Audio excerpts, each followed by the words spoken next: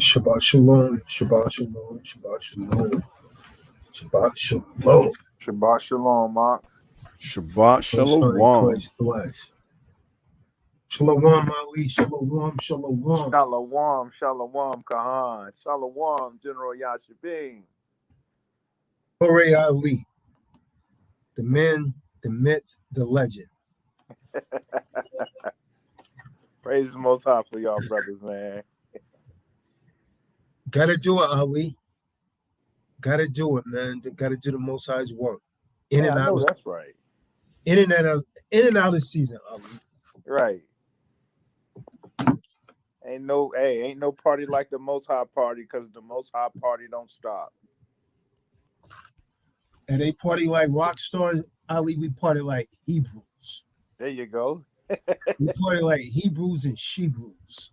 I know that's right. Oh, yeah. And they bruise too. You understand what I'm talking about? Or that. Where's Eric, man? Eric, I got a bone to pick with you, son. Daryl talking about he don't see the link. I sent the link to you, Daryl. It's good, man.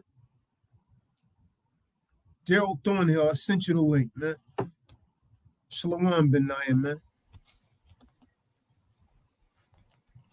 Shabbat shalom. Killer Ben Nayan.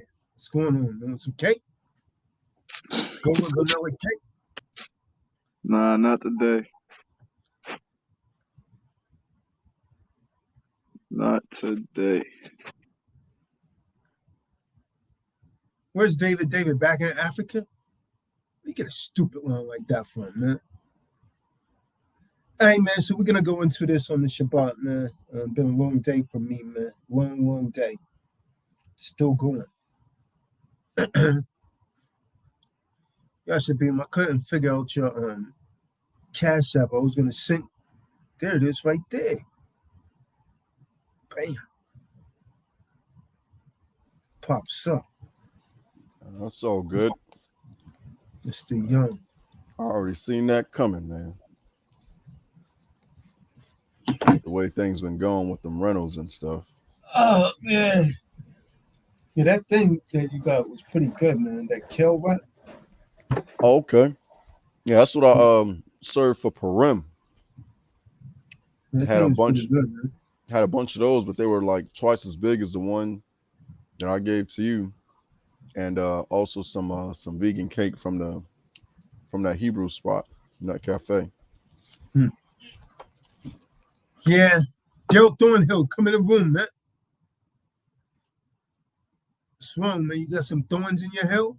Can't walk? What's wrong with him, Ali? You the one got the surgery. Okay. Why is he acting like he butt hurt? I wish he could feel my pain.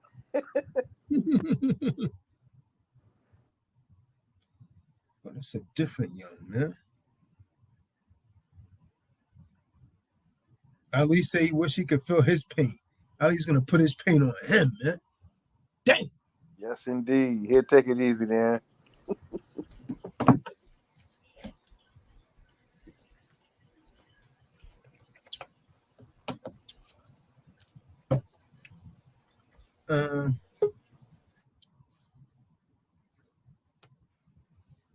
There you go. Daryl Thornhill. What's the deal, Daryl? Shalom, Kahan. Shalom. Shabbat shalom. Where's the other Daryl at, man?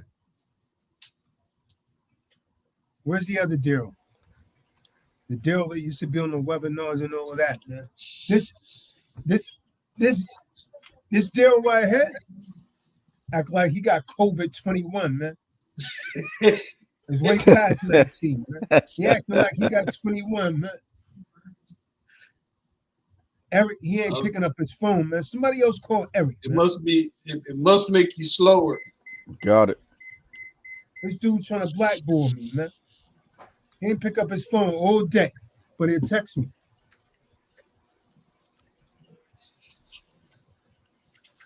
The only sick Eric is sick of Tazadaq, man.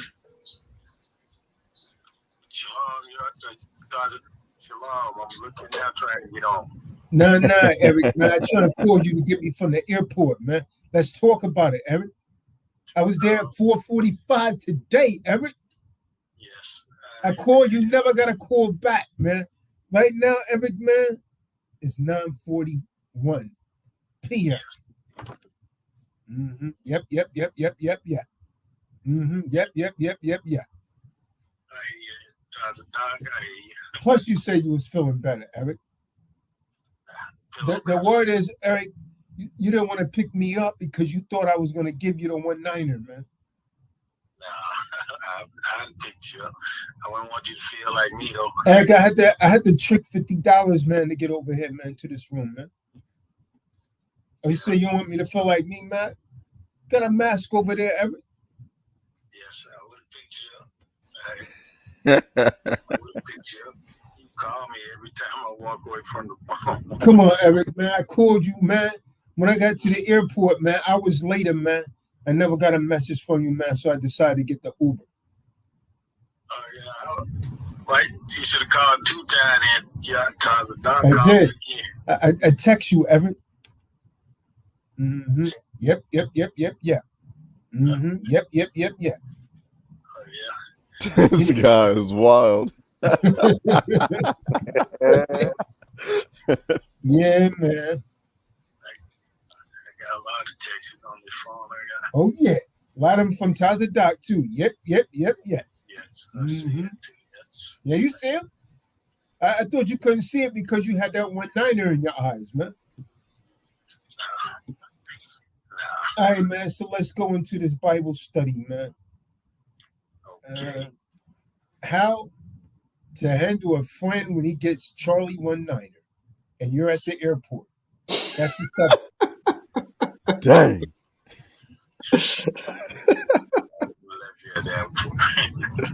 Yep. You got that, Benai? Mm-hmm. And Benai, there was no cars, man. I was at the airport from 4:45, man, until about damn near 7:40. No cars. No rental cars nowhere.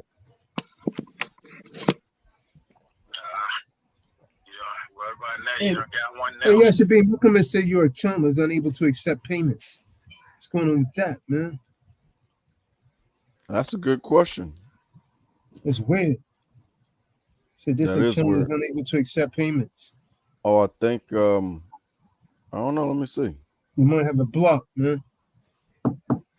Yeah, they trying to force me to move to the business, so I probably just need to go ahead and go to Cash App business because of the amount. I didn't even know Cash App had a business, man. Yeah, when I hit that threshold, they said I got to go to a business account. Oh, that's what it is then. Yeah. Good problem to have, but be up on that.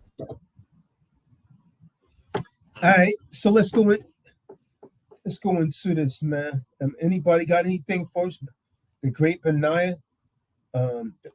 Any new adventures at the gym? Any late night music, anything like that? Nah.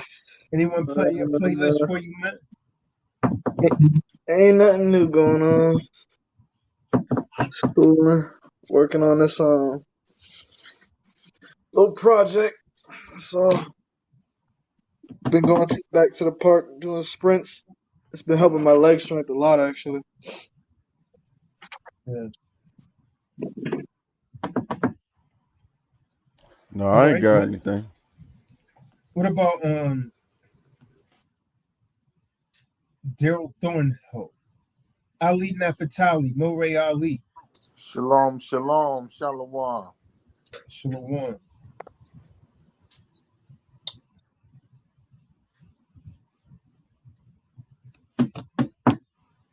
Nicholas Careford is in here. Be on alert. Nicholas Careford is in the room.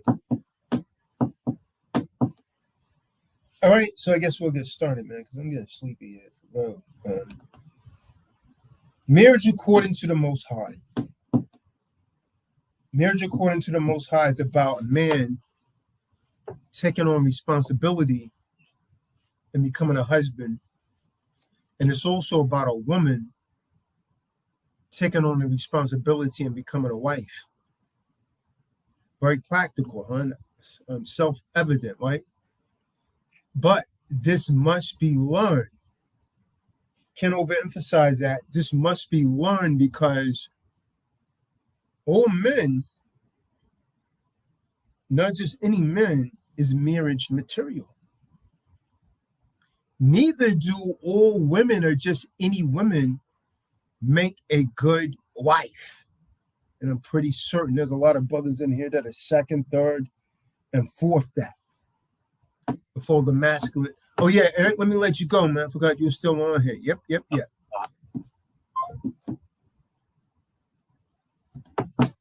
Now, this is a truth that we often find out much later in the relationship. Too late in most instances.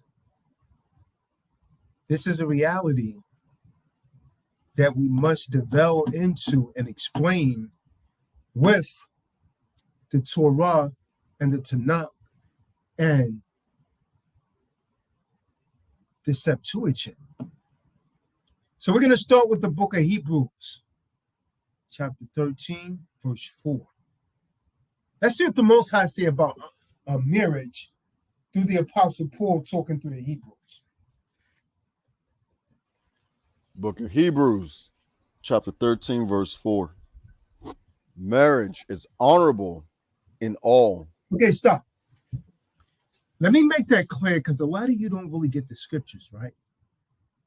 The scriptures is saying marriage is honorable in all, meaning marriage is above all things. That means your marriage in the eyes of the Most High is above your mother, above your father, above your sister, above your brother, above your children. Marriage is honorable in all, meaning above all. You know, let me tell you something, man. If you're not accepting like that, not only are you not following the Most High, your marriage is going to eventually fail. Marriage is the things that you're supposed to hold highest amongst all things. God, we don't care. And the bed undefiled. That means no one else is to be in a man's bed but him. And the bed undefiled. When a woman sleeps with another man, have sex with another man, lust for another man, even in her heart, she's an adulteress. The bed has actually been defiled. So the scripture saying that woman is not to lay with anyone else, and the bed undefiled. Read on. But whoremongers and adulterers, Yahweh will judge. You hear that, Matthew Grimes? The Most High is going to judge those things. Whoremongers. A whoremonger is a man that goes around and just sleep with all types of different women, and then he has no obligation to them. That's a whoremonger. The female version of that is a whore. He's a whoremonger. So marriage is honorable in the sight of the Most High. And the sexual union between husband and wife in bed is not defiled. Whoremongers are those that literally have sex with this one, that one, this one, that one, and they're never bound to anyone. See, Esau promotes that in his society. He says that multiple marriages is out, but he goes on, he committed adultery. Because there's no commitment, he allows it. Marriage is honorable in the sight of the Most High. And the sexual union between the husband and wife in bed is not defiled. Now, whoremongers are those that have sex with this one, that one, and that one, and they're never bound to any of them. And adulterers are those that dedicated themselves to a spouse and then they break the commitment of marriage that they made. The Most High will condemn both the whoremonger and the adulterer with other plagues of sickness and death. And then sometimes both. Sometimes both. Let's get Matthew 19, verse 4. Because Hamashiach, the Christ, taught us that marriage was one of the first laws established by the Creator. Marriage is one of the very first laws established by the Creator. Book of Matthew 19, verse 4. This is the book of Matthew, chapter 19, verse 4. And he answered and said unto them, have ye not read that he which made them at the beginning made them male and female? Yeah. Verse 5. And said, for this cause shall a man leave father and mother, and shall cleave to his wife. Okay, so you are to leave your father and your mother, and you become one with your wife. That's crystal clear. You know? And they twine shall be one flesh. And they are to become as one. And they are to become as one. A man leaves his father's house. Why? To establish his own house.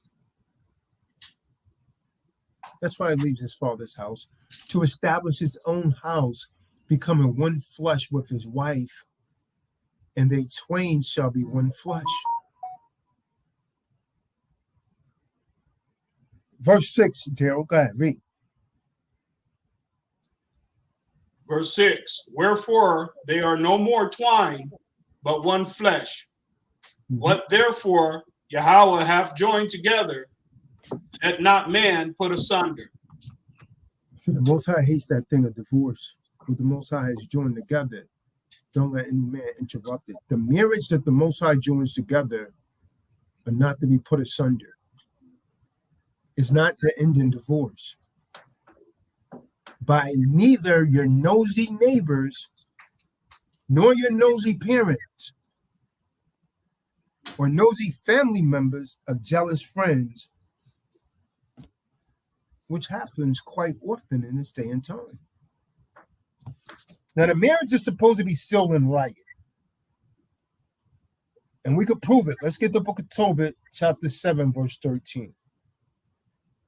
The marriage certificate actually has its origin from Israelite history. That's where they got it from. It was recorded and kept by parents, and then later it's kept by the government. For example, Rome. The Roman government kept it for its census reasons. Book of Tobit, chapter 7, verse 13. It's the book of Tobit, chapter 7, verse 13. Then he called his daughter Sarah, and she came to her father, and he took her by the hand and gave her to be wife to Tobias, saying, behold, take her after the law of Moses, and lead her away to thy father. And he blessed them. And called Edna his wife, and took paper, and did write an instrument of covenants, and sealed it. See that? Then, go ahead, read. So, then they began to eat. After Regal called his wife Edna, and said to her, sister, prepare another chamber, and bring her in thither. Good night. Shalom. Shalom, I'm in the backstage. Switch to PC. What, you at a rap concert? This guy. All right, man. I'm gonna see if I can get you a backstage pass, man. All right. All right, so we see right there. We see right there a marital contract was literally drawn up. They drew up a contract.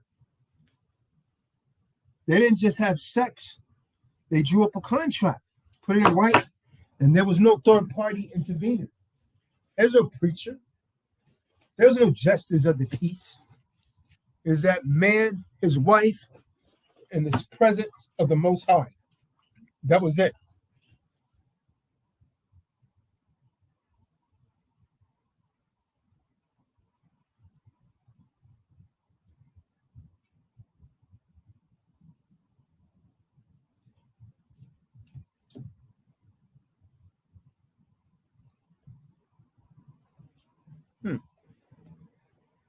I must have missed something in the room. What's going on there?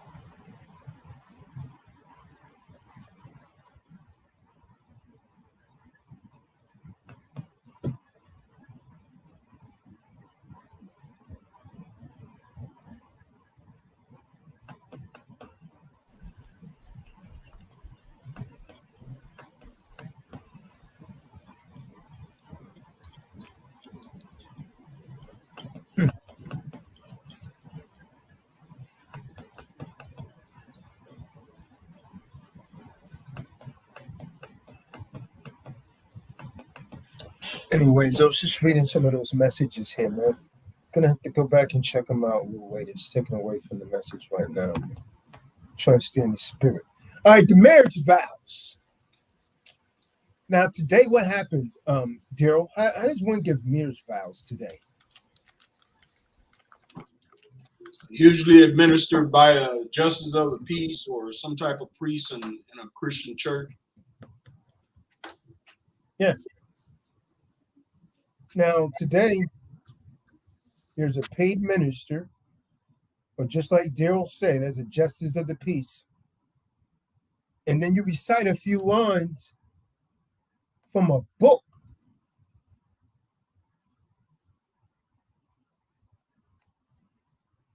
Not the Bible, but from a book that many people assume that it came from the Bible, but it's not. It's from a book, and they say something along the line, do you take this person to be your lawful wedded spouse, to love and hold, for richer or for poor, in sickness and in health, for better or for worse, until death do you apart?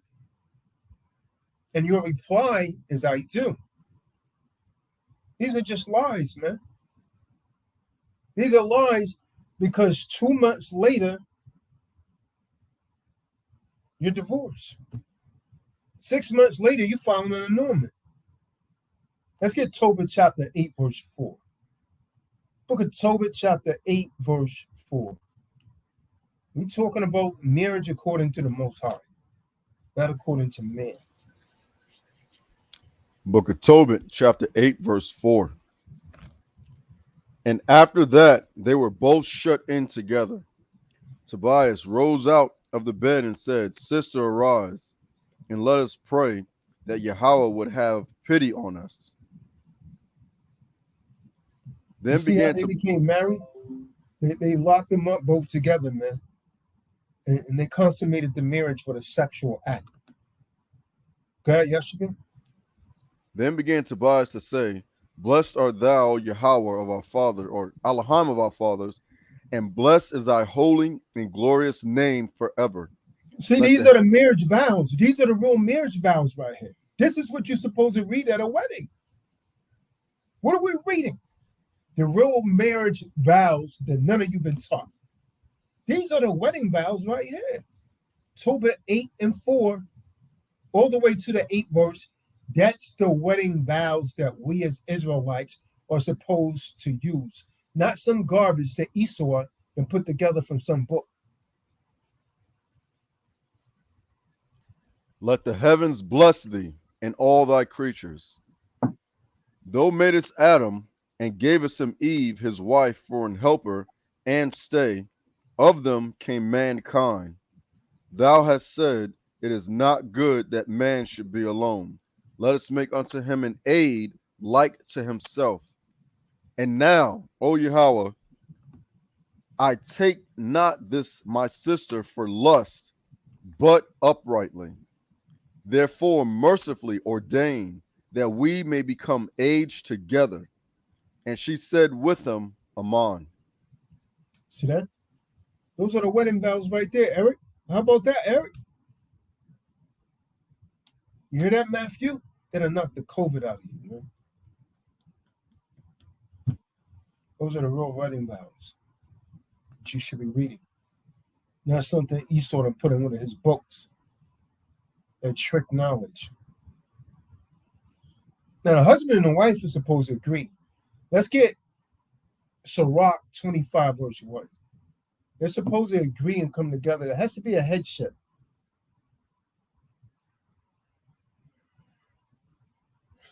The Most High loved that thing when two spouses get along. This is the book of Sirach, chapter 25, verse 1. And in three things I was beautiful and stood up beautiful both before Yahweh and man. The unity of brethren, the love of neighbors, and a man and a wife that agree together. Mm-hmm. See that? That's what the Most High admires, man. He admires those things right there. Remember, unmarried friends, until all of you that's married, right? Unmarried friends will often spoil your marriage. They will tell you all kind of wrong things, and they will often spoil your marriage. The hanging out, the neglect of your spouse is notorious for a leading cause to ruin. From there, let's get Sirach 40, verse 23. Sirach 40 and 23. The book of Sirach, chapter 40, verse 23. A friend and companion never meet amiss, but above both is a wife with her husband.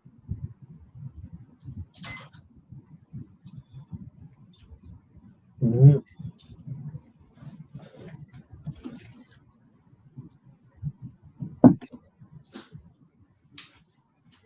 From there, let's get 1 Corinthians 7 and 2. Because in today's society, everywhere, there's temptation everywhere.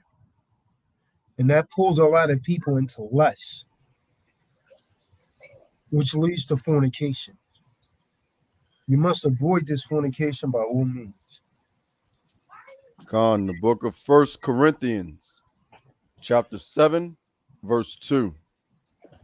Nevertheless, to avoid fornication, let every man have his own wife, and let every woman have her own husband. Con, if you want to know the cases of fornication, read Leviticus, the entire 18th chapter. It goes in on fornication. Leviticus, the 18th chapter. From there, let's get 1 Corinthians 7, verse 3 and 7, verse 4 and 5.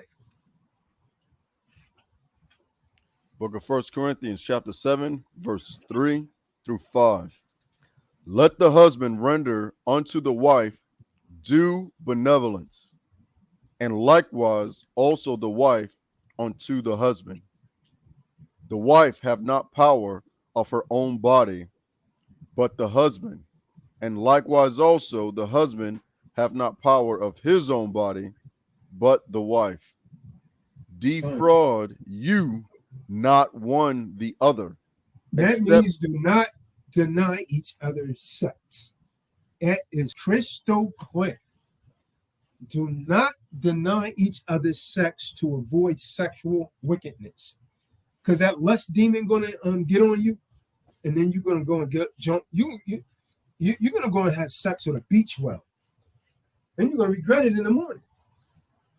When she start calling you, then you're gonna try and tell her to stop calling you because you don't want nobody to find out. Some of you gonna get down like that.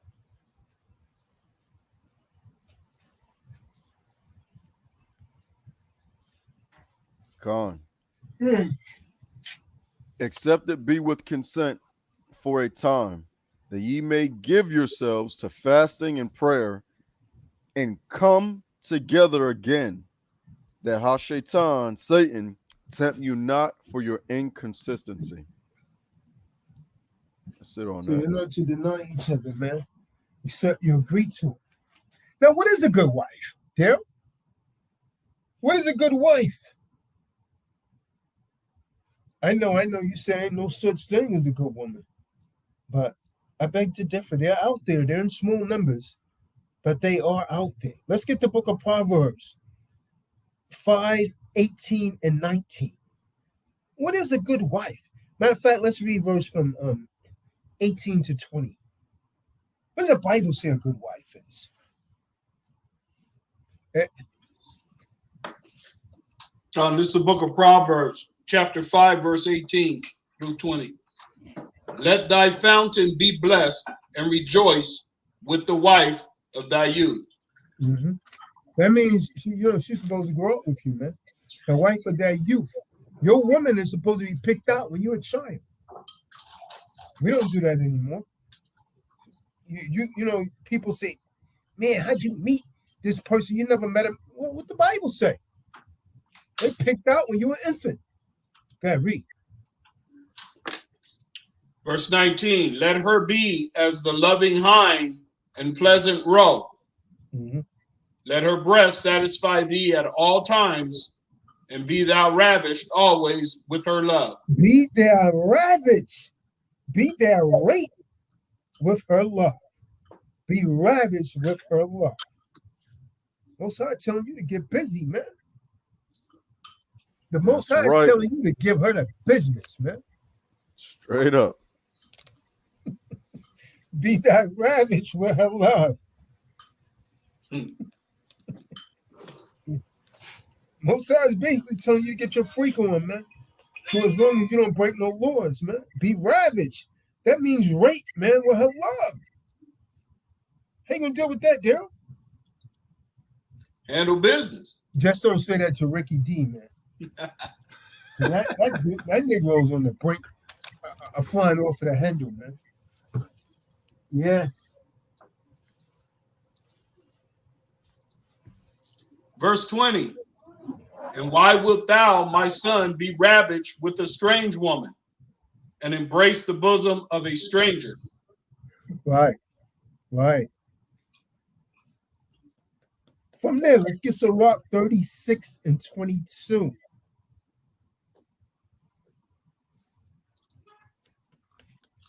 We all want a beautiful woman, man, but don't let that drive you away from the Most High's laws, statutes, and commandments. Yeah, you all want a beautiful woman, man, but again, don't let that be for the wrong reason. It's the book of Sirach, chapter 36, verse 22.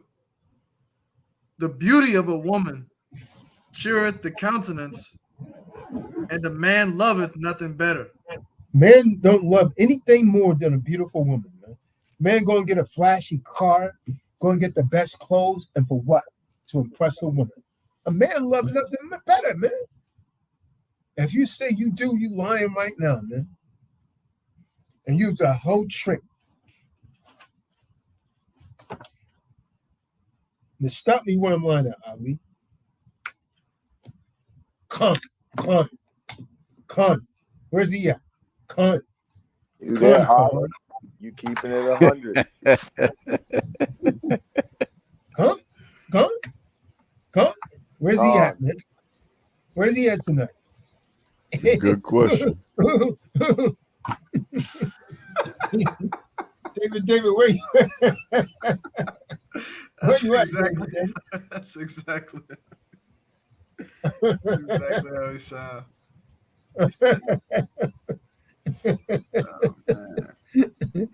Wow. From there, let's get some Rock 25 and 2, man. This one's for David, man. Shout out to David, man. This nigga will say he was listening to some preachers yesterday. People stay confused, man. It's the book of Sirach, chapter 25, verse 2. Three sorts of men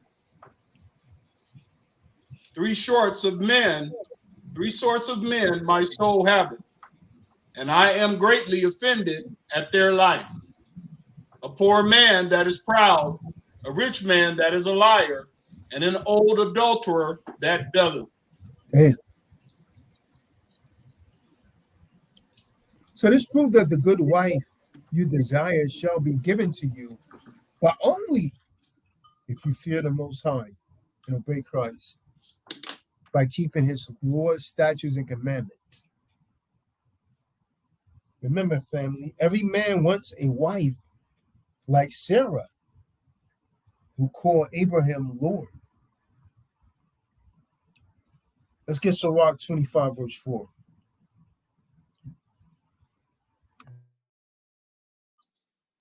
The book of Sirach, chapter 25, verse 4. Oh, how comely a thing is judgment for gray hairs, and for ancient men to know counsel.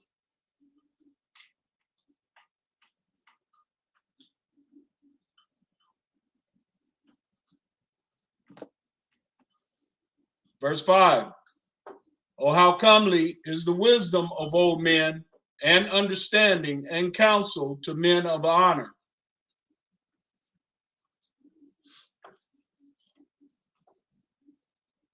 Much experience is a crown of old men, and the fear of Yahweh is their glory.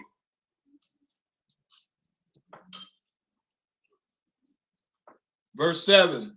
There be 9 things which I have judged in mine heart to be happy, and the 10th I will utter with my tongue.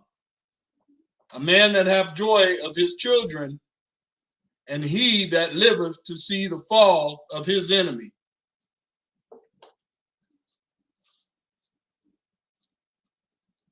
Did you want me to read on? Oh yeah, get that verse 8. Come. Verse 8. Well is him that dwelleth with a wife of his understanding, and that have not slipped with his tongue, and that have not served a man more unworthy than himself.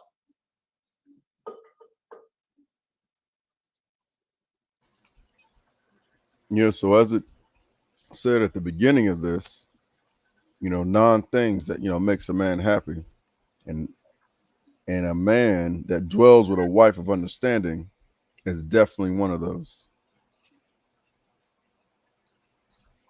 A woman that stands under her man, righteous man, and agrees with him.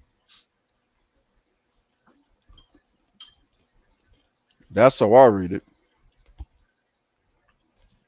Plain and simple. Wonder why they don't put this inside the modern day churches. What you think, Daryl? Well, it's obvious they want to keep everybody confused and befuddled. And it's our people suffer from lack of knowledge. That's why our marriages are all torn asunder and destroyed, because they simply won't read the scriptures, try and live by the law, and they chasing after this worldly concept that we all been brainwashed into.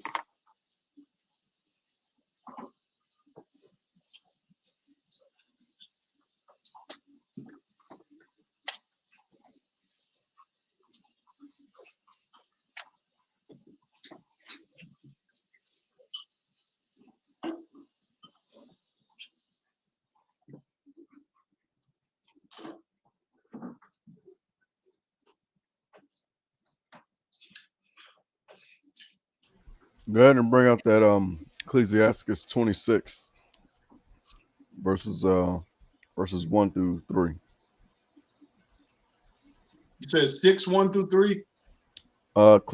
Sirach chapter 26 verses 1 through 3. Con. This right here is what Cannonball was talking about inside the chat earlier. Hold on. Trying to get to it there.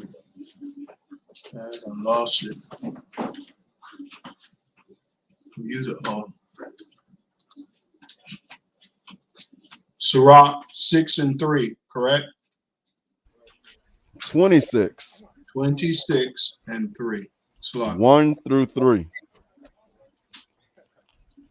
This is the book of Sirach. Chapter 26 verses 1 through 3. Blessed is the man that hath a virtuous wife, for the number of his days shall be double. A virtuous woman rejoiceth her husband, and he shall fulfill the years of his life in peace. Well, hold on a second. Hold on. So as we done brought out before, and we see right here today,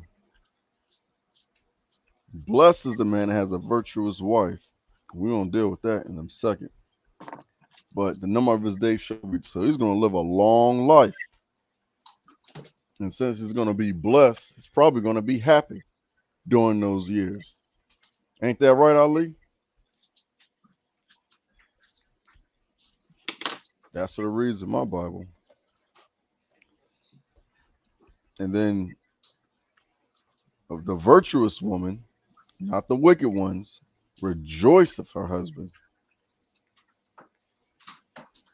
So I mean, when he come home from a long day's work, he's going to have peace, as it reads. Go ahead and start from verse 2 again. Sirach 26, verse 2. A virtuous woman rejoiceth her husband, and he shall fulfill the years of his life in peace. See? And then that verse 3 is what Cannonball is bringing out inside the chat. Verse 3. A good wife is a good portion, which shall be given in the portion of them that fear the Most High. So when you feel the Most High, it's just a matter of time. If one wasn't given to you in your youth, it's a matter of time before you find that one. And you guys cross paths. And for those of you that might be new to this, you can also take that word fear, and it's dang near synonymous with the modern day word respect. And if you respect something, you're going to take heed and do it.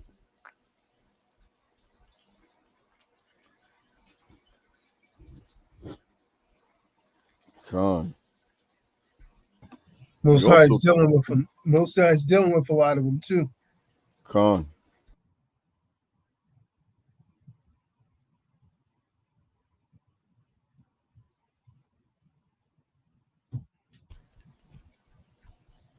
So in that, at the beginning of that chapter, 26 verse 1, Daryl read that a blessed man has a virtuous wife, and also a virtuous woman rejoices her husband. What are the characteristics of that virtuous woman? Bernard, where do we find that at? Find that in the book of Proverbs. Exactly. Go ahead and bring that out. I can start from verse 10. Isn't that chapter 31? Con 31 and 10. Oh, we get to it.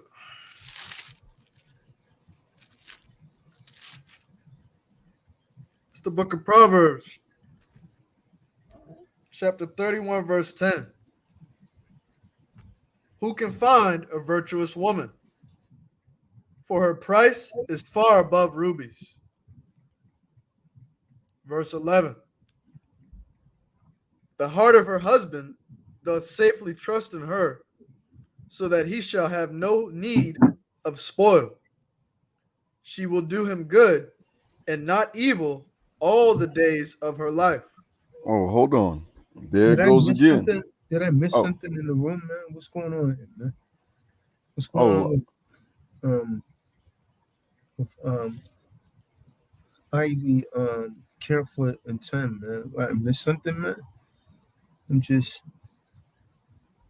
let's see what's going on there. Go back to the big. Yeah, it looked like a misunderstanding from earlier. You know, because what the minus in the chat room there, man. I'm not sure what's going on. Yeah, but when you was bringing out the message earlier, he just put something in there that a wicked woman is the portion of a wicked man and vice versa. And then from there, looks like him and Ivy were going back and forth. But I don't know. I didn't see anything wrong with it, unless I missed something as well.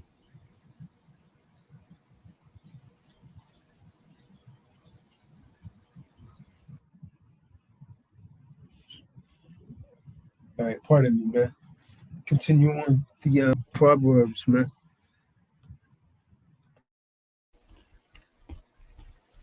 Yeah, but go ahead and read that verse 12 again. Come on. It's the book of Proverbs, chapter 31, verse 12. She will do him good and not evil all the days of her life.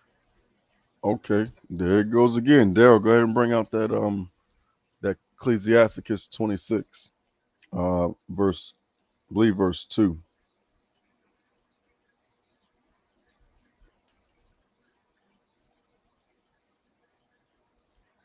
Con, the book of Ecclesiastes, Sirach, chapter 26, verse 2.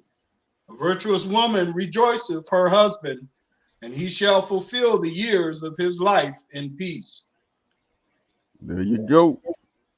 So we're reading in two different places what a virtuous woman does for her husband and how she makes him feel. Go ahead, continue on, Benaiah.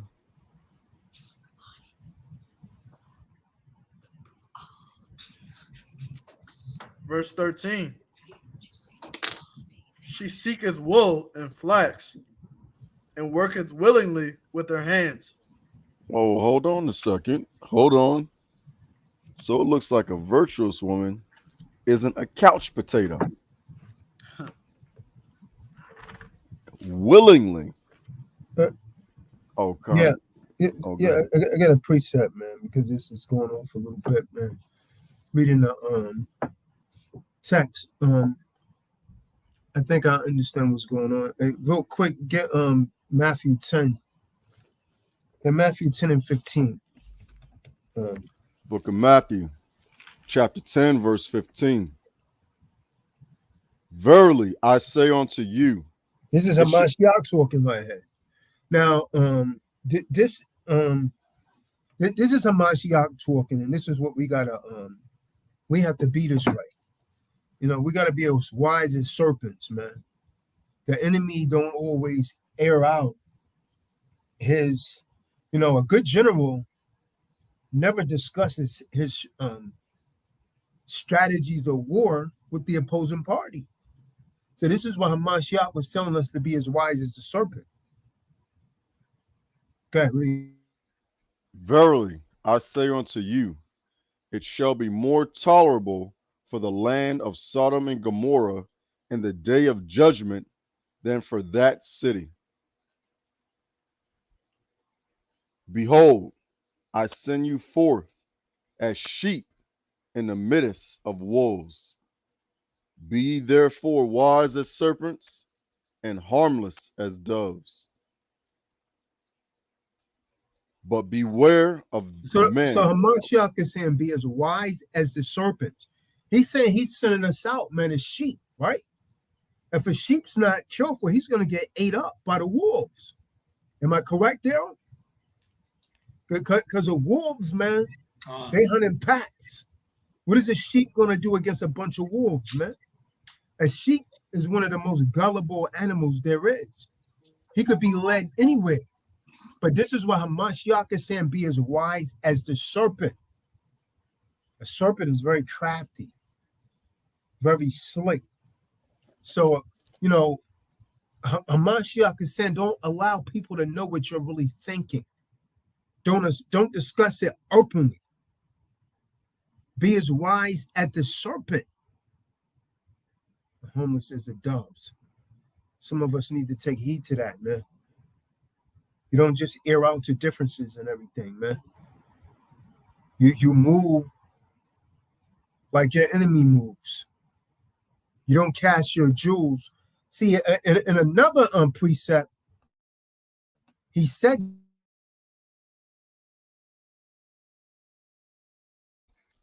You went mute, Khan. Yeah, I know. So in another precept, Amashiach said that, man. Matthew 7, verse 6. Someone grab that. Because you can't be here casting your jewels before swine. It's not going to make any difference. Because a swine will eat any damn thing. A swine's a pig.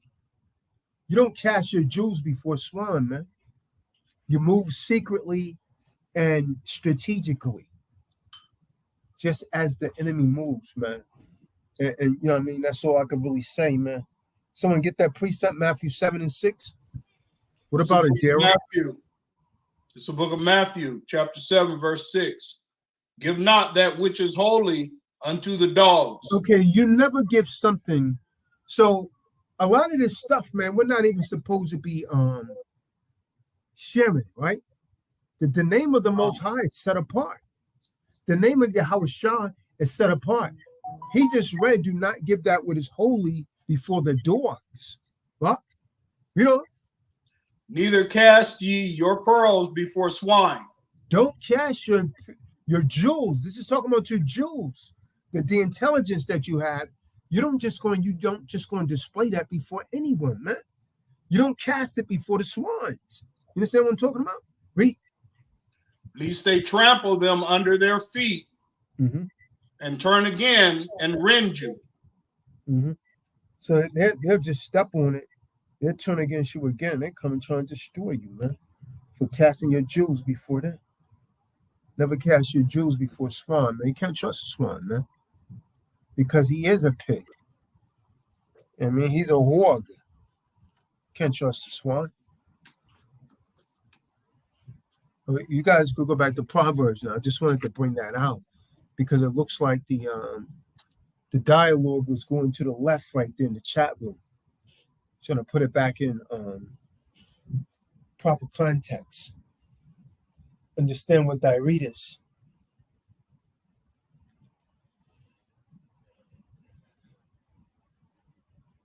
You guys can continue what you was reading.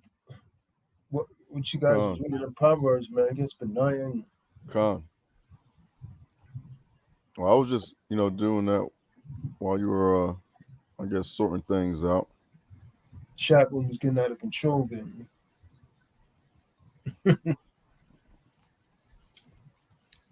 You wise as a serpent, man. Wise, man. Snake don't let you know, hey, I'm going to sit here, I'm going to bite you. The snake conceals itself. He hides. Then he works for a point to strike. Right. Then he knows the strike's going to be deadly. He'll wait until you go to sleep and strike. He'll wrap himself around the vase in your house. You won't even see him. He'll blend in with the vase and then strike. Be as wise as the serpents. Con. Yeah, book of Proverbs, chapter 31. I believe it was up to verse 13, Benaiah. Come. It's the book of Proverbs, chapter 31, verse 13.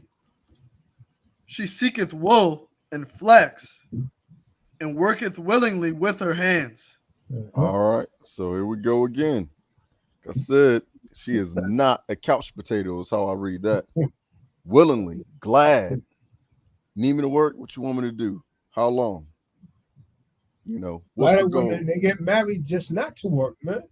Yep. Can't wait till you take care of me. Like, dang. So much for building. Work you take care of her for 15 years, she take half of your damn savings and everything. You pay for her to ravish your bond. In divorce court. You get raped. Like a lot of us make that mistake. Like a big fat vagina, you get raped. Damn. Con, don't fall for the trap, fellas. Take heed to these words and the life experience of us carrying out these scriptures on the good side and on the bad side. There's something to learn from it. But that's what a virtuous woman does. What else a virtuous woman does? Verse 14. She is like the merchant ships. She bringeth her food from afar. Man, Oh. a virtuous woman is like that salad that been Nia's grandma made. Oh what a yeah. virtuous woman is like. Oh yeah. Oh yes. 100%. And I hope you told her that I love that thing. I'm gonna need that when we get back to South Carolina. Yeah, she said thank you. She said thank you. Yeah, so the remnants came back to Georgia to my house, and they tore that thing up. Oh, I like that. Come on. I didn't know there was any left. I thought I forgot I had another pan. Yeah, I got shortchanged in that, man. Somebody that named himself He had to somebody that go. named himself the same name twice took a lot. He had the same name twice. Yeah, that guy was special. But yeah, so merchant ships, man. You know, back in those days, they ain't have like engines and stuff like we do now. But even in modern day, the merchant ships that be coming into the dock up north, they take months to get there. So if a virtuous woman brings her food from afar, that means she's a planner. You see what I'm saying? She's having foresight for the condition and provisions for her home. Come on. Like a merchant ship. Verse 15. She riseth also while it is yet night. Night. Come on. And Is that the middle of the night? Mm-hmm. Is that synonymous with the B times, the twilight before the sun rises? Let's see. and giveth meat to her household, and a portion to her maidens. So getting up at night in the B times and preparing food for the day. Mm-hmm. I used to see my grandmother did that, man. She would make homemade bread, man. 4 a.m., 5 a.m. in the morning, man. And they would grab it hot, fresh out of the oven. I mean one of them old ovens. Not this modernized stuff. I mean those old steel ovens that kept all of the heat in. Oh, like them wood stoves you talking. Yeah, I mean, well, this one, it wasn't wood. It looks like it was made out of pure cast iron, man. Yeah, Had it's a called head- pot belly stove. The big Yeah. old Gotcha. round ones with the stoke going up through the roof. Yeah, I know what you're talking about. It had a heavy, yeah, man. She make, bread from scratch, man. We'll make it from scratch. Put everything in, man. People don't eat like any. Back then, man, everybody was slim and fit. Everybody was muscular or just slim. All the women was slim. You didn't have no big booty Judies that looked like she had another ass in her stomach. She turned sideways. You can't tell the front from the back. You think she's going, but she's coming towards you because her stomach looked like her butt. Nah, man, you ain't had none of that, man. Yeah, real women, man. I mean, go check it out, man. Or you gotta look at those black exploitation films from the 70s and 80s. Look at all the people in them. They was very slim, man. No, you're That's right. before they started that high fructose corn syrup. Yeah. They put high fructose corn syrup, pork fat, and lard and everything. Yeah, I saw these pictures of my great aunts and uncles when they were younger on the field in North Carolina, and I didn't recognize none of them. Everybody was thin. Everybody was thin. Everybody. People start blowing up like a helium balloon, man. Kanye, I Yeah. missed that fresh baked bread though. Well, with or without leaven, it was all good. Yeah, man. When I used to go down there, I used to grab that stuff, man, and put some molasses on it. Couldn't beat it. Hot, fresh from the oven, man. So hot it would burn your hands, man. You had to toss it from hand to hand, man. Like, wow. Delicious. Made from scratch. Secret recipe.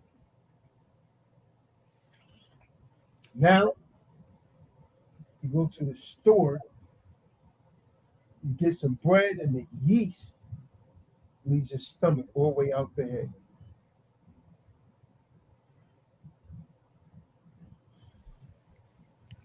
Verse 16. She considereth the field and buyeth it. With the fruit of her hands she planteth a vineyard. Now, maybe I'm mistaken, but she's an investor. That's more planning. That is more planning. Looking at a field and be like, you know what? In about 5 years, we can have such and such. I'm doing such a good job, and my husband favors me so much, and I got this newborn. We're gonna need some more food, when they get older. Bam, field. Plant some trees in the vineyard. Ain't got to go nowhere to get certain things.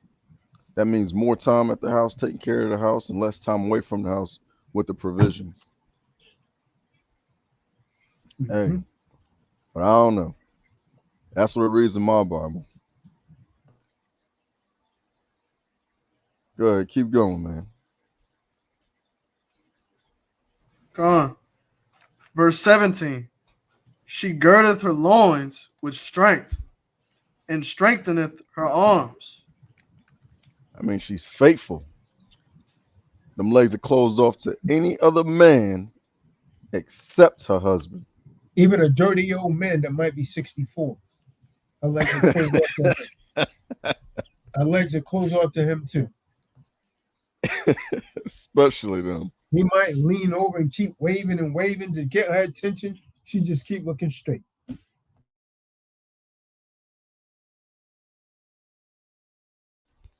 And even though a wife is supposed to give her honor like a weaker vessel, he just read that she strengthened the arm. So she's not just some pushover. You know what I'm saying? She got some strength about herself. Come on. Yeah, keep reading. Verse 18. She perceiveth that her merchandise is good. Her candle goeth not out by night. Mm-hmm. Keep going. Verse 19. She layeth her hands to the spindle, and her hands hold the distaff. The staff. So what are you describing here? What are we reading here? Characteristics of a virtuous woman. Darrell brought out earlier what a virtuous woman does: double the length of days for the man and cause them to have peace all the days of his life. So you ladies want to know what a virtuous woman looks like? How can you be that virtuous woman? This is it laid out in Proverbs 31, verse 10 on. So merchandise is good. A candle don't go out by night. That means she's working not only all day, but also through the night. And the spindle and the distaff is some old school machines that you used to make, linen and do clothes with. So she's making clothes. She is making clothes for the house. Keep reading. Verse 20. She stretcheth out her hand to the poor. Yea, she reacheth forth her hands to the needy. So she shows compassion. Keep reading. She is not afraid of the snow for her household, for all her household are clothed with scarlet. So they are well prepared for the elements as the seasons change. Why? Because she's working all day, all night, and she's making linen and clothes as we read. Keep reading. Verse 22. She maketh herself coverings of tapestry. Her clothing is silk and purple. So she's not a dull woman.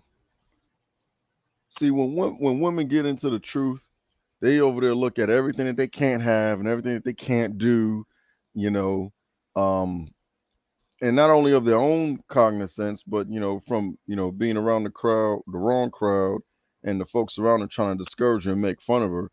But this right here, making herself coverings of tapestry, which means well decorated, as she is covered in this modest apparel. It's not boring, color coordinated, feels good, soft to the touch, feels good to wear it.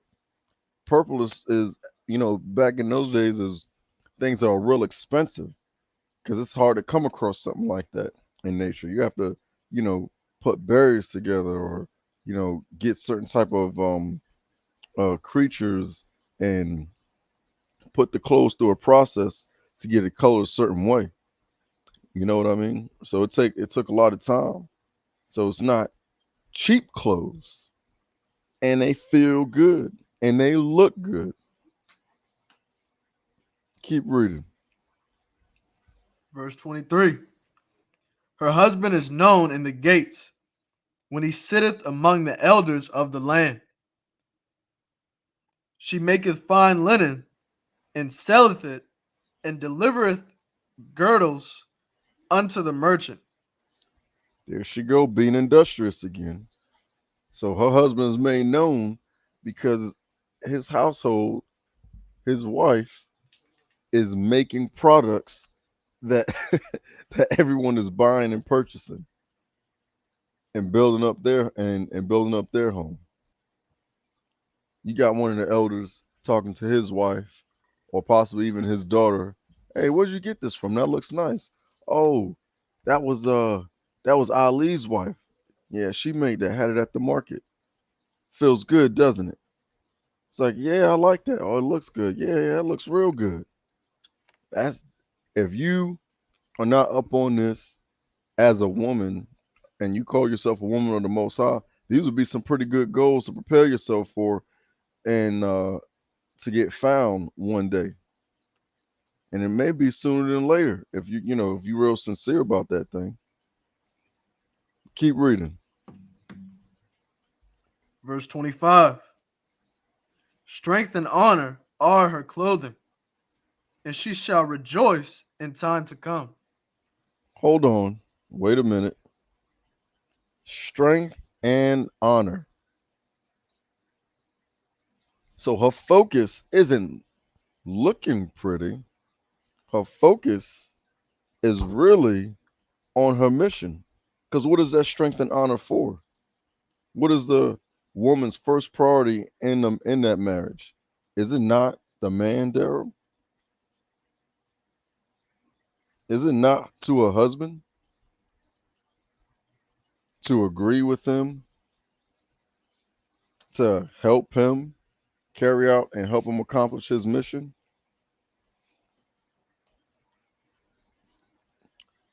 Daryl must be busy. What say you, Ali? Oh, there's Daryl. Go. There you go. Kana, yeah, I was preoccupied. I missed the question. Oh, that's all good. Go ahead and read that again, Benaiah. Verse 25. So, book of Proverbs, chapter 31, verse 25. Strength and honor are her clothing, and she shall rejoice in time to come. All right, hold on again. So, Daryl, that right there is in two parts. But we just read beforehand about how she's makes fine linen, she covers herself with tapestry, decorated clothes that feel good, you know, but it's funny, or look at the wisdom and how in verse 25 it lets us know that strength and honor are her clothing. So it's not just focused on her being pretty, looking good, and feeling good, because if strength and honor are clothing, is not her first priority in the marriage to her husband. Khan. So that strength and honor has to be applied to him and his mission. That's what her focus is on every day, is how I see it, especially since she's working day and night, as we've read. And that second part, go ahead and start after clothing, Benaiah. That second part, a lot of folks miss this. Strength and honor are her clothing, Mm-hmm. and she shall rejoice in time to come. All right, hold on. So she shall rejoice, but when? In time to come. So if a man's focused on his mission, right, trying to accomplish his goals, you helping him with it, and as his rib, as a help unto himself, you may not see an immediate benefit for yourself. You may not get that thank you every single day if a man's busy. But it says she shall rejoice in time, excuse me, in time to come. In the time to come. So it may not be immediate, but if you stay with this thing and being virtuous as it's laid out up until this point, she shall rejoice in time to come. That's just like making for a man going and making an investment or giving some money to the money changers. You don't get an immediate double in your money or anything like that. It doesn't come immediately. You have to wait on that thing. You have to watch that business and help and make it grow. Maybe I'm looking into it too much, but that's what it looks like to me. So No, she's that's going to fine. rejoice. It's just not immediate. So you know what to expect, woman. You do the same thing we do, but just in your capacity at your level. And this is it. What was that, Daryl? What you got? I said that was spot on. But shall rejoice in time to come. You know, when you see your children grow up and they're accomplishing things, you know, whatever that may be, it might be, you know, these worldly things or whatever. But you know, you in the old days, you know, mothers used to rejoice, you know, getting up in the morning, and I mean they had the household tight, you know, and the children, you know, knew what their role was, you know, kids being kids, but she kept them in line. You know, and the husband could focus on what he need to do, go out and work for a living and bring home the food so they can cook it and eat it, you know. But she would teach the children, you know, how to do those things that speak right here in Proverbs, telling her what to do, and then she passes it on to her children. She teaches them how to sew, you know, how to clean the house, you know, doing chores, their hygiene. They want to emulate mom, you know, so they, you know, they dress themselves in fine apparel, you know. I'm not talking about hoochie Gucci, but you know, they learn how to wrap their hair, you know, they make sure that they're wearing the appropriate things. They don't want to go out of the house looking like they're unkept. You see what I'm saying? Con. So the she knows, she rejoices in time to come because, you know, she knows later on, you know, people are going to see her children, you know, and they're going to say they have. Oh, wait a minute, Daryl. Wait a minute. You going too fast. Uh-huh. You laying a lot on them at once, man. You speaking the scriptures, but let's bring it out in scripture. Yeah. Hold on. Let me show you what you're talking about right quick. Ben, I keep reading.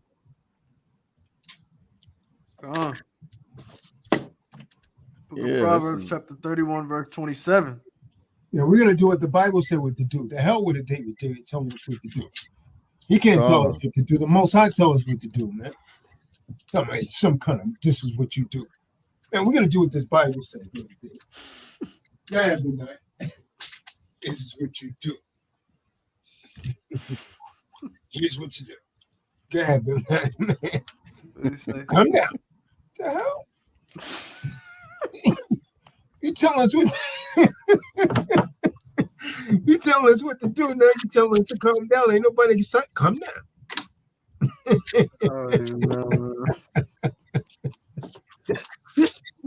He's a one of a kind of dude, man. Only one David, man. Yeah, man.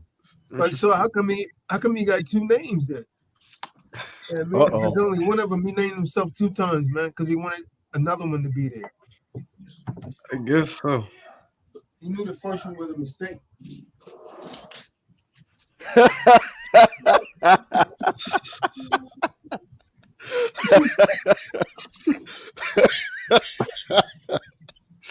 Oh, this guy's crazy. He said the first one was a mistake. So he came out with another David, man. Oh, snap. Man, if y'all only knew what be going on in the background, man. So much truth in that. But nah, let's dang on, Daryl was bringing out some real good life experience and stuff. Let's show everybody where that's at in that virtuous woman.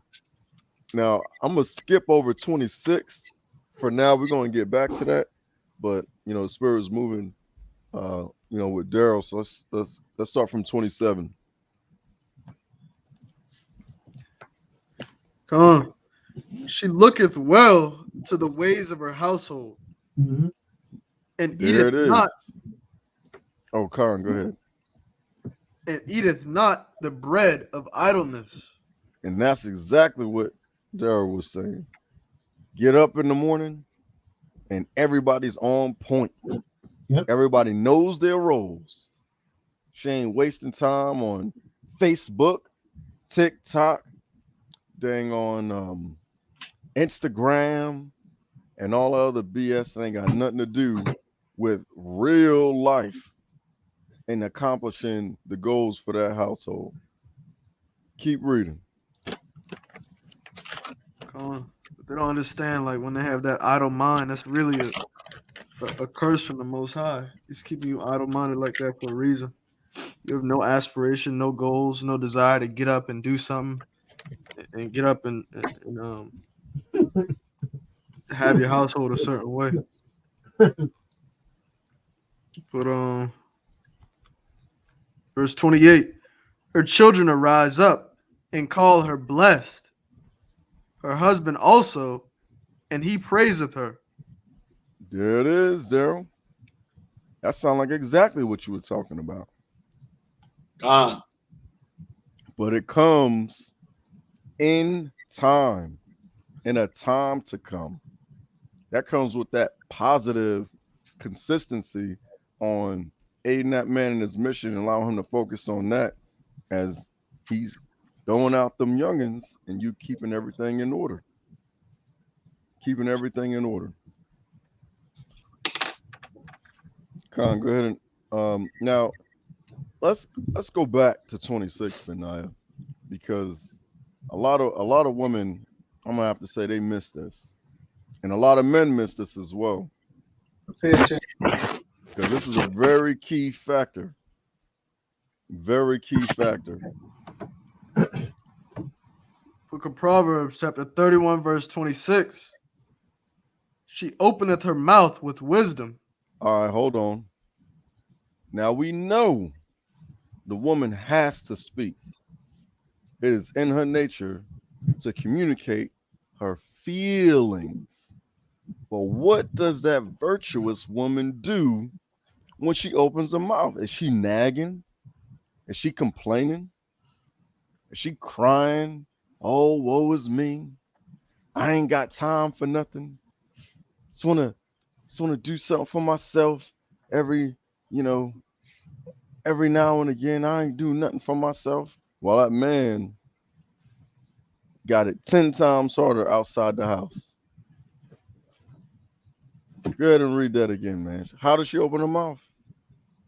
She openeth her mouth with wisdom. With stupidity. With wisdom. With disagreeableness. With wisdom. Now, I think that meant to say with accusations and accusing. La'ah. She openeth her mouth with wisdom. With wisdom. Now, that's why her children will call her blessed, not because she's just feeding them. Anybody can just feed a child. But since the women are really our first teachers at the base level, if a woman's opening her mouth with wisdom, that means the children are going to open their mouths with wisdom and learn as well. And when she opens her mouth with wisdom, she got a lot of masculine energy sometimes. A lot of women do that. Like you're trying to take charge and tell the man, what to do, what you need to do, you know. Even though she might have a point, but you can't be coming at, a man any your kind of way and expect to get a good response and be in favor. So when she opens her mouth with wisdom, what does that sound like? Go ahead, keep reading, Benai. And in her tongue is the law of kindness. All right, hold on. Tongue. You look that up. It's also mean her words, her language, her method of communicating words. It is the law of deceitfulness. What that say? The law of kindness.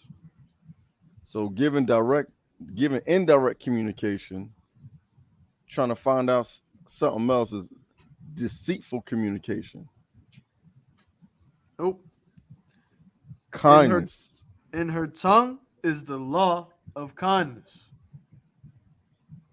If you don't highlight nothing else, women that are aspiring to be virtuous and be found by a righteous man, you might want to take heed on how to communicate with wisdom and with kindness.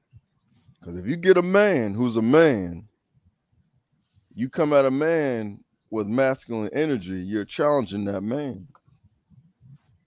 But if you come at the man with a soft, sweet voice, coming at the man with wisdom, and which means you're not stupid, you got to know something. You know what I mean? You got to know something about these scriptures. You're over there trying to reach the man with your feelings instead of reaching him with the scriptures and remind him of his word. And when you're reminding him, you're doing it in such a way that he doesn't feel like you're trying to take his position or you're trying to downgrade or degrade him. Wisdom and the law of kindness. Women that want to gas a man's head up does this naturally. But for some reason, some of them, once they feel like they get complacent and get what they want, they change it up and switch it up. You better keep it. You got it at the beginning, you better keep it throughout. Otherwise, you're going to be alone. You try to show a degree of holiness at the beginning, putting your best foot forward. You better keep it. Or you better develop it over time. Otherwise, you're going to be sought out. Well, let's continue. Verse 29. Come on. Book of Proverbs, chapter 31, verse 29. Many daughters have done virtuously, but thou excellest them all. So that means she's like number one. With all her sister wives, she is if she ain't number one, well, that's just what it looked like. You excel them all. Every single one of them. So she does more work. She listens better. She's more kind. Everything. This is a woman about her business in the eyes of the Most High. You in this truth, this is you. Just as productive at your level dealing with the man in the household. A righteous man. Emphasis added. A righteous man. Keep reading. Verse 30. Favor is deceitful, and beauty is vain. But a woman that feareth the supreme Allahim, she shall be praised. And there is that just reward. A woman that fear or respect the Most High shall be praised. So if any of you women pick and choose what you that call yourself a woman of the Most High, or you call yourself a Hebrew Israelite or a Christian and believing in the Savior you ignorantly call Jesus Christ, and not do what he do because you don't agree with, I don't think it's necessary for you to have more than one husband, or I'll do that, and that, but I'm not gonna do that. You will not be praised. I don't care how much work you do. Or if you open your mouth with anything else than wisdom, you're not going to be praised. Because it's right here telling us you're supposed to open your mouth with wisdom. The same thing that we're held accountable to, you are accountable to the same exact thing at your level, in your position. It's laying it all out right here. You want that praise, you want that favor from your husband and your children, you better stay in these scriptures, stay focused on on the mission, on that vision for that household. Make sure that that man is well equipped with whatever it is that he has and what he's what he's dealing with. Give him that pillar of rest. You're gonna be taken care of. Saying that she shall be praised is dang near close to, ain't no man leaving a good woman. But you got to stay in the book. You got to stay in the book. And we're going to come back to what staying in the book is about and what that look like. Because there's an order for the household. And even though these right here didn't go over the order, you got some folks in the chat that feel the need to correct the men of the Most High. And they're bringing out scripture. They're bringing scriptures out of context. So we're going to deal with that. Y'all still see you? Go ahead and read that last verse. We're gonna hit up 1 Corinthians, Daryl, chapter 13, verse 4. Come on. It's the book of Proverbs, chapter 31, verse 31. Give her of the fruit of her Give her of the fruit of her hands, and let her own works praise her in the gates. Which means you're gonna be rewarded for the work that you do. It comes in time, and it's not immediate. Not saying that it can't be, but you will get it. A good man never leaves a good woman. A righteous man, I should say, never leaves a good woman. A righteous man is honorable in all his ways. That's also written. So why not give honor when honor is due, when a job, done well, is worthy of reward. So it's in here, the template for you ladies that act like you don't know what's wrong with you or what you need to do or where all the good men at. You might want to get yourself well prepared if you're not already. And if you're already in a relationship, you better jump on this before you lose them. But Salak, I was in error. Forgive me, Daryl. I need 1 Corinthians chapter 11, verse 3, not 4, not 4, and 1 Corinthians chapter 11, verse 3 is what I need. This is the book of 1 Corinthians, chapter 11, verse 3. But I would have you know that the head of every man is Yahushua, and the head of the woman is the man. All right, hold on a second. Hold on.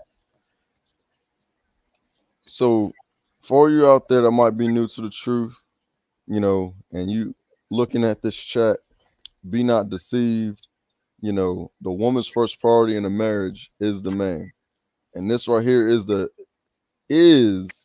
order for every righteous man's household. And he laid it out. The head of the man is who, Daryl? Yahushua, And the head of the woman is who? the man. The man. No, the head of the woman is Yahushua. Is that what it reads? The man. The man. Hey, Benaiah. Now, you being a righteous man, does ever your arms praise the Most High without your say so, or without you knowing about it? La'ah. La'ah. That woman being a man's possession, being a man's rib, being alike unto himself, her priority is the man in the order of the house. And this right here in 1 Corinthians 11, verse 3. Go ahead, start from the top again.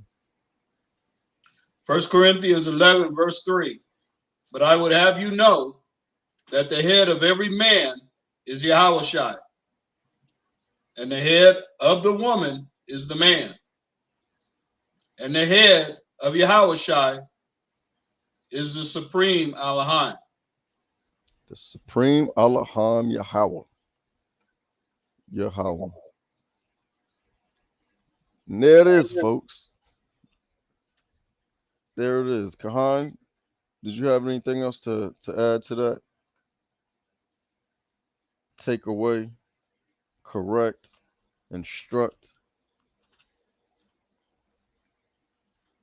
Because we can go all night on this subject. Especially for those of us out there that are busy. Busy building, getting things together. Ain't nothing more great than to come home and things be in order. General Yashvin, this is one of the most important things for the families of Israel, for the Israelites.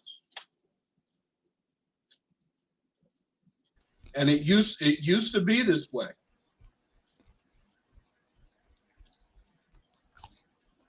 Con.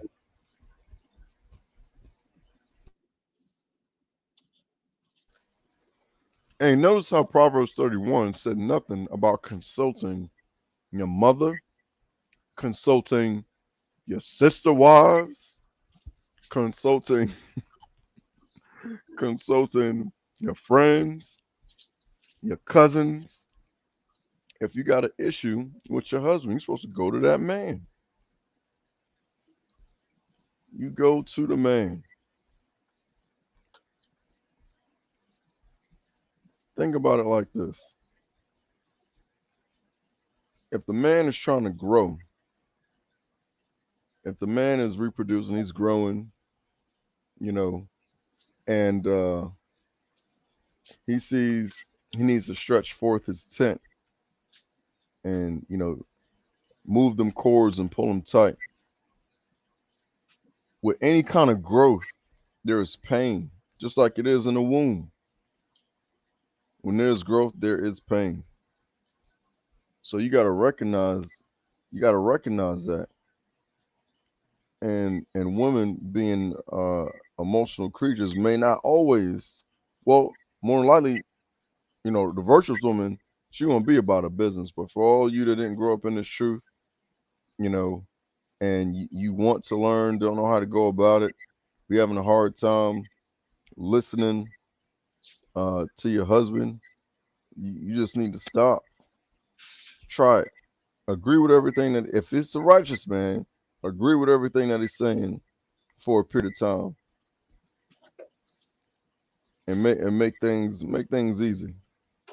Guarantee you, he's going to make things easy for you. He's going to start asking you what you want and when you want it. Because it's a give and take. It's a form of a reward.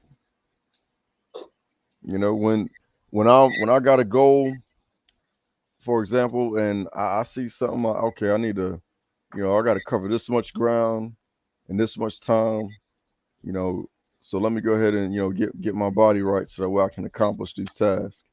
The woman is like a part of the man's body. The more he does, the more she's going to be required to do.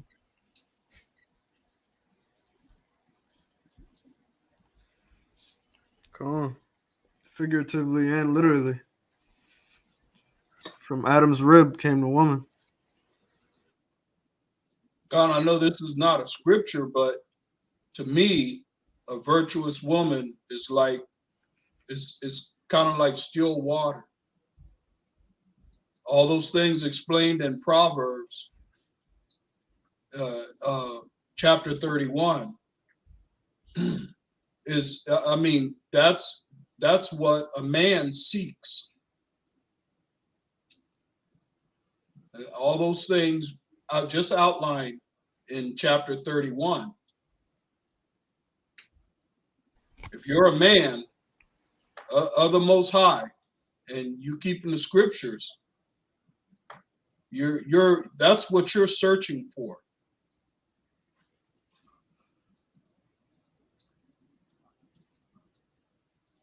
Cool. Yeah, that's what you're looking out for.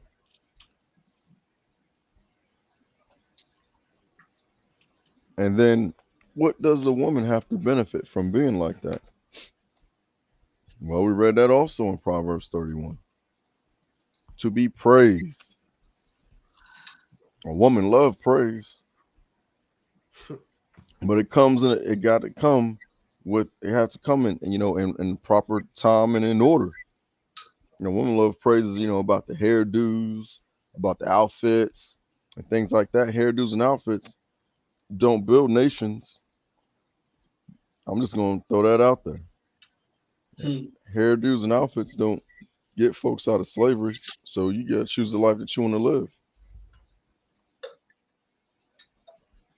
Especially if you're not doing that for your husband. You ain't making anything easier. And don't misunderstand. Ain't no one saying to go around head nappy, knotted up, undone. Because some women take that covering and use it as a way and an excuse to not keep her hair up. That's not how that's supposed to go. The head, the hair of a woman is her glory, as it is written, and a woman is there for the man. General Yashabin, can you repeat that? I got some little girls here listening about the hair being what was that? Oh, covered up. So that's also in 1 Corinthians chapter 11. That's 1 Corinthians chapter 11. Bring that up, but now we're going to give them the scriptures on that real quick.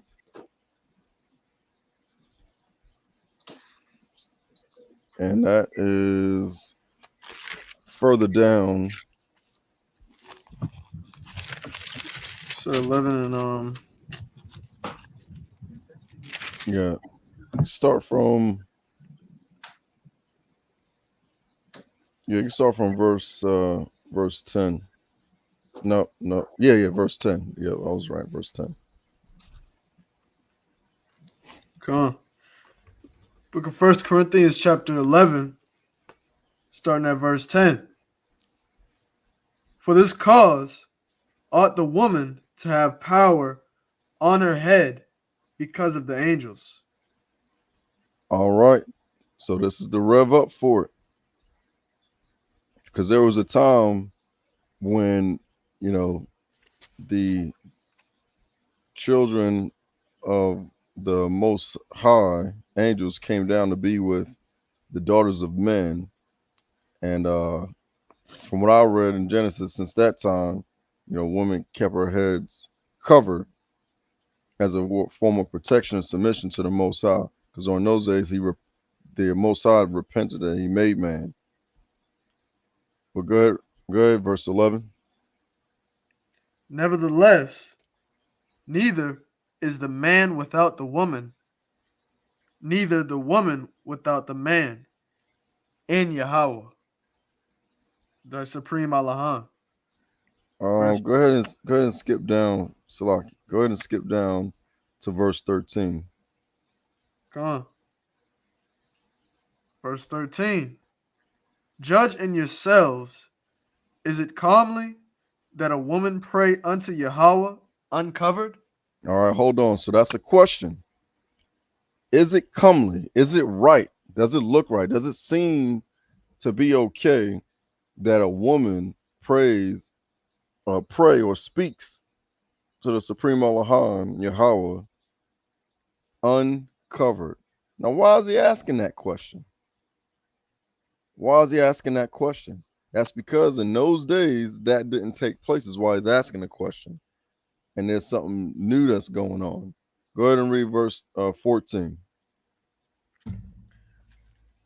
Doth not even nature itself teach you that if a man have long hair, it is a shame unto him?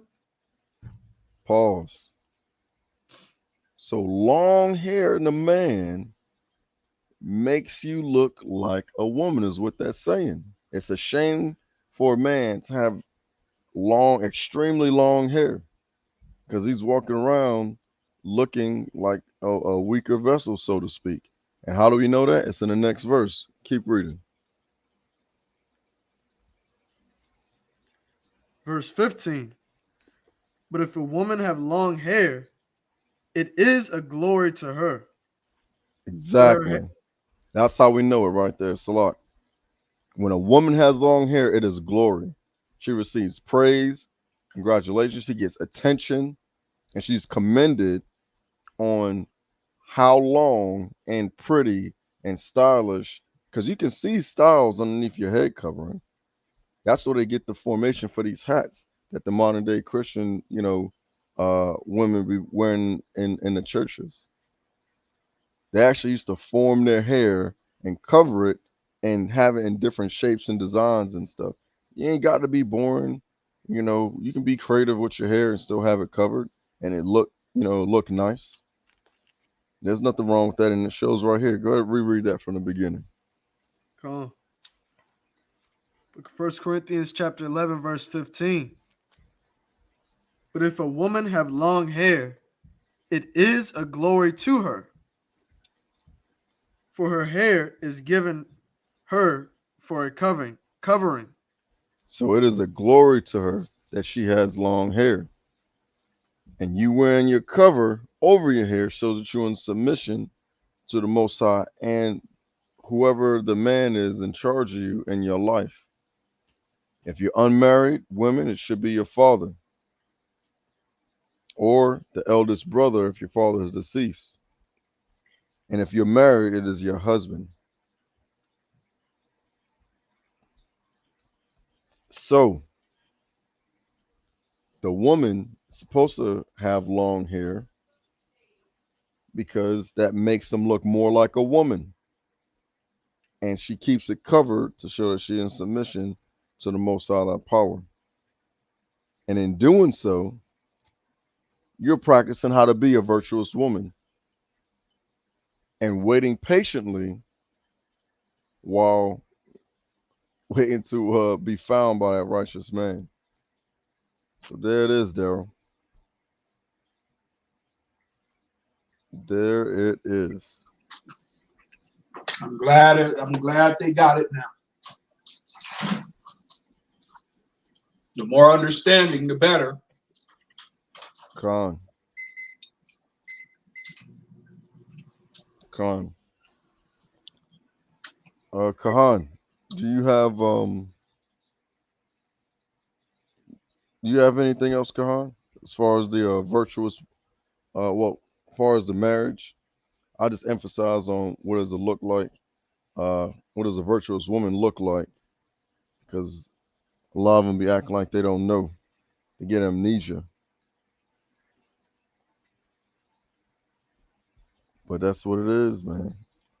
Nowhere in there do we see anything about the virtuous woman that brings peace to her husband all the days of his life, and double his days about consoling anyone outside of them two to make things work, to get understanding, to agree.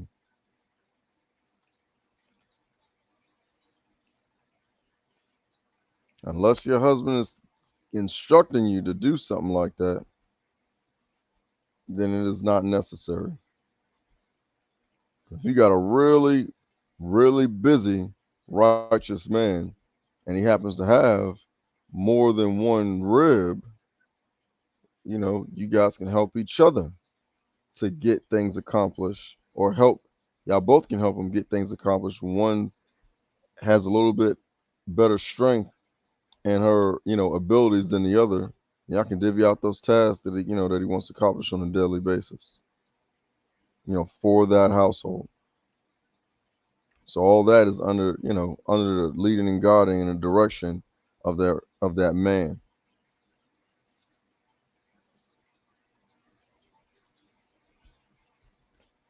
Ali, Shalom, man. Shabbat Shalom. You kind of quiet tonight.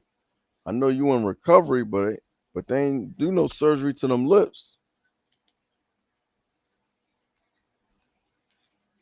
What you think about all this, Ali? What say of you? You might have fell asleep.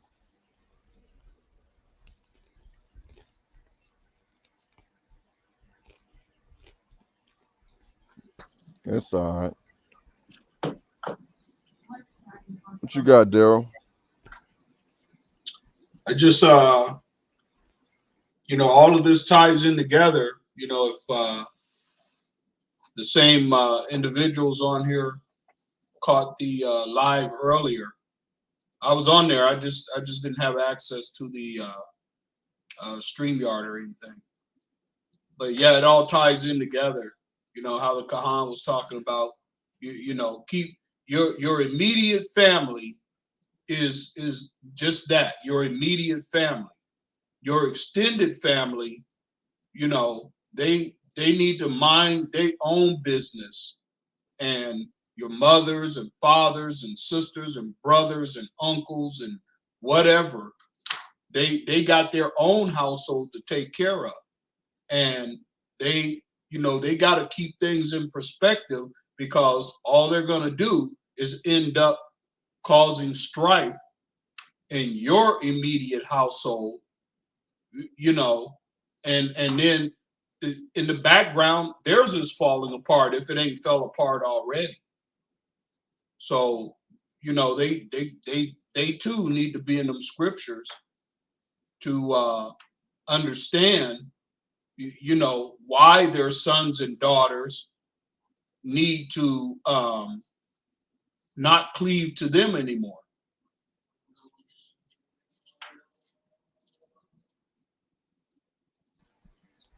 Khan, that's right.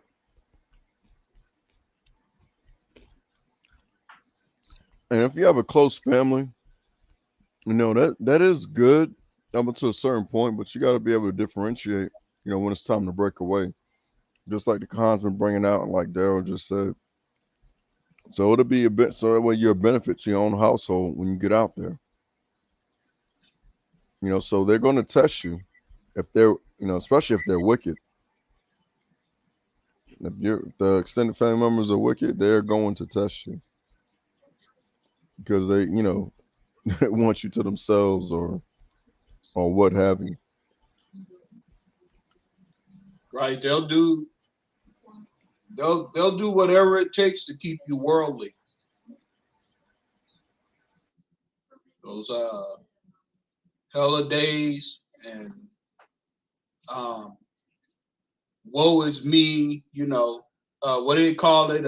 Empty nest or whatever. And now they want to live their life like the Kahan said earlier. They want to live their lives, through you.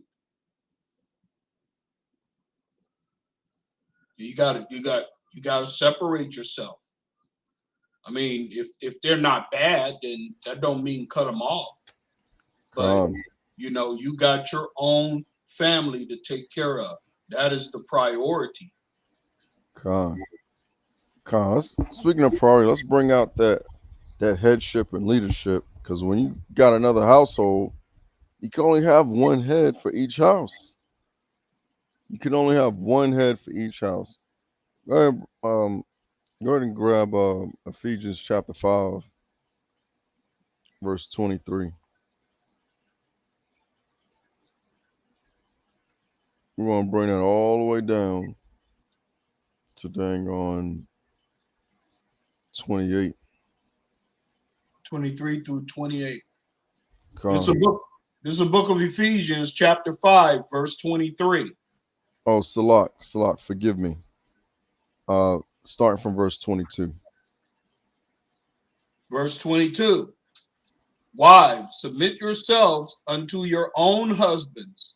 Hold up. Submit yourself to your mother, To your own husbands. to your father. Unto your own husbands. Oh no, to your single cat woman of an auntie. Wives, submit yourselves unto your own husbands. Con, keep reading. As unto the Most High. Uh-oh. Cannonball. There's another one. Submit to your husbands as unto Yahweh. So unless now, and we are talking about a righteous man and a righteous woman, but it doesn't put that stipulation. But that's what we're talking about.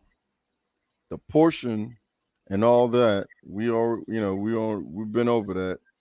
But here's the head and here's the priority. That woman's responsibility is to that man as if he is her Elohim, what you guys so ignorantly call God.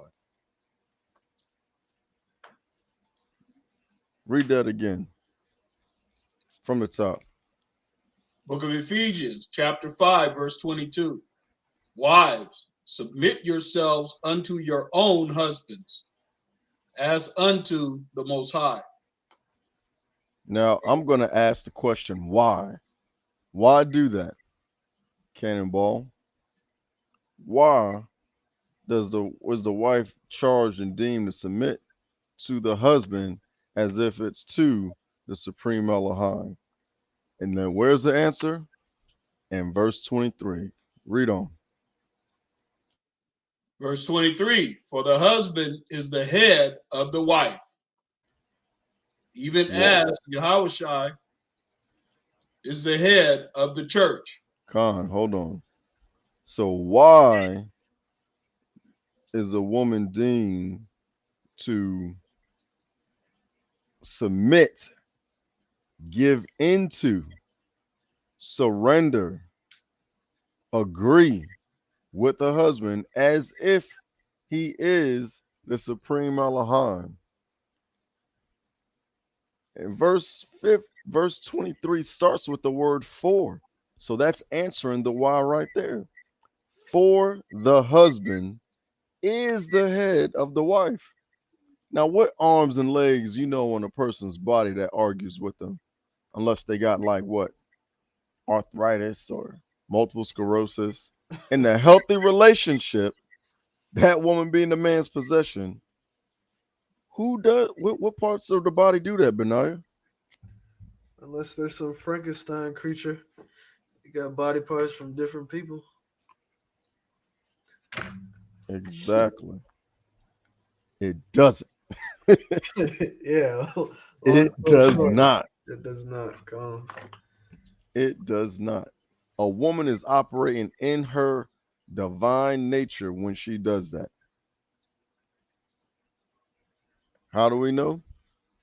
It is written. That's what they're supposed to do, just like we're supposed to, that's what we're reading. This is the creator. This is the words of the creator in these scriptures that you also believe in the New Testament, so to speak, so-called New Testament, but it's in the scriptures of the Apostle Paul. Go ahead and read that again. Verse 23, for the husband is the head of the wife, even as Yahushua is the head of the church, and he is the savior of the body. Wait a minute now. So if a marriage or a house is jacked up, who's going to be the one to save that house? Who's going to save that house if there's anything out of order and disarray? I read the man. Go ahead and read that again. Verse 23, for the husband is the head of the wife, even as Yahushua is the head of the church. Noted. Keep reading. And he is the savior of the body. So the husband is the head of the wife, just like, because it says even, just like Christ is the head of the church. And since Christ is the head of the church and savior of the body, so is that man to that household. And who is going to argue with Yahushua? Who will willingly look the Savior in his eyes when he returns to argue? Nobody, because death and destruction is coming to you. Keep reading.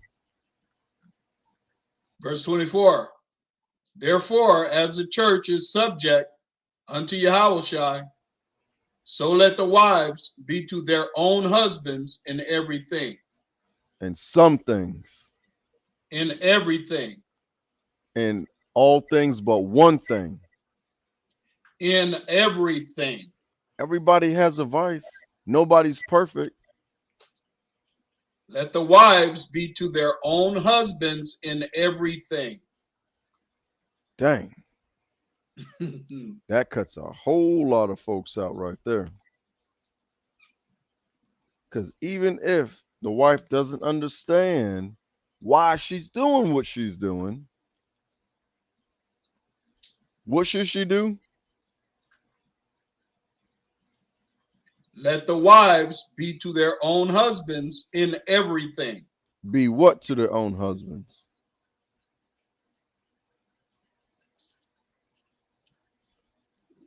Go ahead and read that from the top. Verse 24, therefore, as the church is subject unto Yahushua, so let the wives be to their own husbands in everything. Subject to their husbands in everything. Just like the man is subject to the Most High in everything according to what it is written, so shall the wives be subject to their husbands the exact same way the man is keeping these laws, statutes, and commandments. Keep reading. Verse 25, husbands, love your wives, even as Yahushua also loved the church. So pause. How did Yahushua, the Mashiach, love the church, loved his people? He went out and he spoke to them according to these scriptures many times. What you got, Benaiah? I was just gonna say, so much that he gave his life. So much he gave his life. You're absolutely right. He gave his life. All he did was speak the scriptures. That is all he did, was put the scriptures before the people and taught and walked and spoke. Even brought other brethren on with him to expand the teaching and knowledge, and only dwelling with them according to such.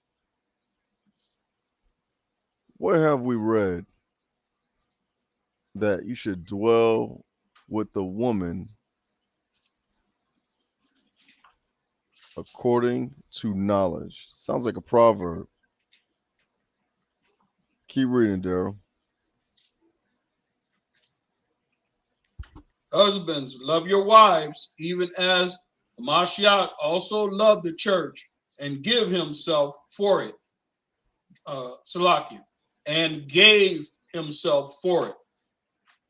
Verse 26. Gave himself for it, gave his life, putting these scriptures in front of everybody's faces and bringing them up. Keep reading. That he might sanctify and cleanse it with the washing of water by the word. Sanctify. What else does sanctify mean in modern day? Because a lot of women say they sanctified. You know, what's another word for sanctified, Benaiah? Be set apart. Be holy. Set apart and holy. Bingo. Oh. So the man makes the woman set apart and holy by putting these scriptures on her with the washing of water by the word. And why is he doing this? What happens when this takes place? In verse 27, Daryl, go ahead and read that. Verse 27. That he might present it to himself a glorious church, not having spot or wrinkle or any such thing, but that Hold on, Salak. So he is pushing these scriptures to his wife, to his woman, so that way he can have something that's made just for him, or develop something just for him. And there we go, folks. This is the marriage in the Most High. This is it. This is the marriage in the Most High. And any other way, unfortunately, you're living a wicked life and you're operating and you're defiling that marriage. If it's any other way. That's all I got. That's all I got. And I know the Most High got some folks with these scriptures tonight. Folks done came out of pocket in the chat. But it's all good. All things take place in due time. If you got questions, you're supposed to wait till the end anyway. You don't need to distract from the message. No need to distract from the message. Listen to something all the way through. listening is golden. Gone.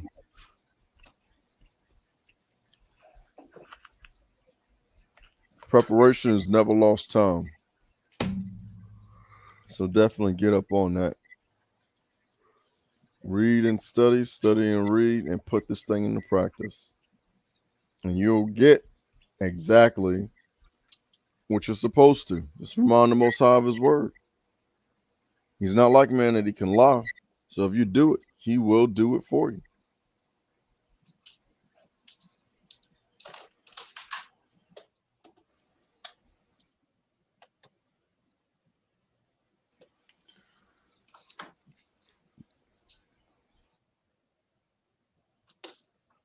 Nah, but that's all I got.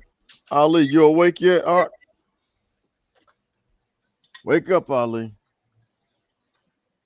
Wake up. Sleeping like he got hit by George Foreman. My man is gone.